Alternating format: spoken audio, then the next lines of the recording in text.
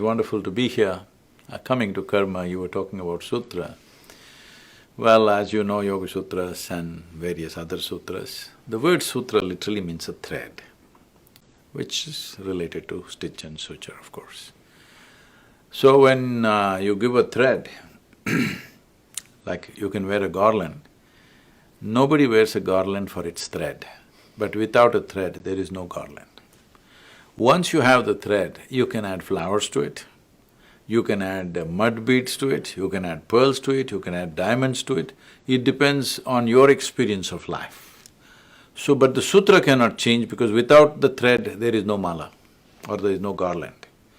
So, this is… it is a multi-layered book in such a way that each person, when they read it, it will relate to them as it's relevant to them.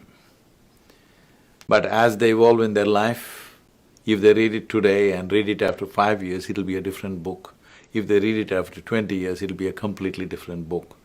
So we took a certain amount of… normally most of the 120 and odd books that have been published, largely there's what I have spoken in variety of situations. Somebody puts it together and publishes a book. This is among the first few books. The first one was in engineering and this one, and there's a book on death which we released only in India. These are 3 books where I actually sat down and worked on it. Otherwise, they're just compilations of talks. So in that sense, I wanted to create a multi-layered book so that it'll be relevant through your life. You can read it many times. Every time you read it, it'll be like a new book, because first time you might have just had tiny little weed flowers, next time you may have roses, next time you have… it's your own experience of life. So having said that, well, the karma as a fundamental principle of life, people are thinking it's a concept. It is not a concept. See, who we are is a product of the memory that we carry in our body. Now, this is a human body. Why? There is evolutionary memory to say this is human body. This is my body. Why? Because there is genetic memory to say this is this kind of body. Like this, there are many layers of memory. We usually in yoga, we identify 8 significant forms of memory. It's all this amalgamation of this complex web of memory which makes you who you are, which makes me who I am, which makes everybody who they are. So, memory is a great possibility. Without it, we wouldn't be nothing. The richness of our life is only because of the vividness and vastness of memory that we carry in our lives. At the same time, memory is also a boundary. If you are in my memory, I say, oh, this is my friend. If you are not in my memory, I say, oh, this is a stranger, okay? So memory is a great possibility. At the same time, memory is also a boundary that you set. So this memory bank which is in complex varieties, which all of it may not be something that you can pull out and articulate or remember, but it is playing a role in the very way you sit, the very way you stand, your genetic memory is playing its role.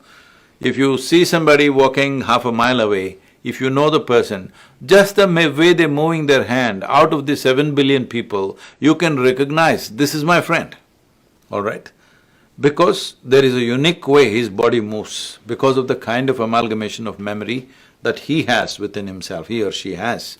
So based on this memory or this karma as we call it, karma means accumulated memory of variety of kinds. It goes far beyond one's logical understanding of life. But at least from the point of our understanding, from the moment you are born to this moment, everything that you have done in terms of action, thought, emotion and energetic fluctuations, all of that is remembered within this. All that is determining the characteristic of who you are. Now this memory, if it works like a platform or a stage for you to stand upon and do your dance of the day, it's fine. But for most people, because there is not enough surface tension on their karmic body, now when they put their foot there, it sinks in. So past lives now. People are suffering what happened 10 years ago.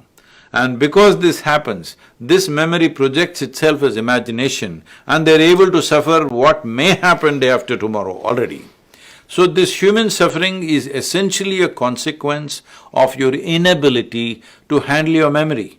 Your inability to handle your memory also means it's your inability to handle your basic faculties of vivid memory and fantastic imagination. Once you don't have these two things, once you start suffering this, you will start reducing it in some way. Knowingly or unknowingly, you start pushing it down. If these two things go away, you're not even human.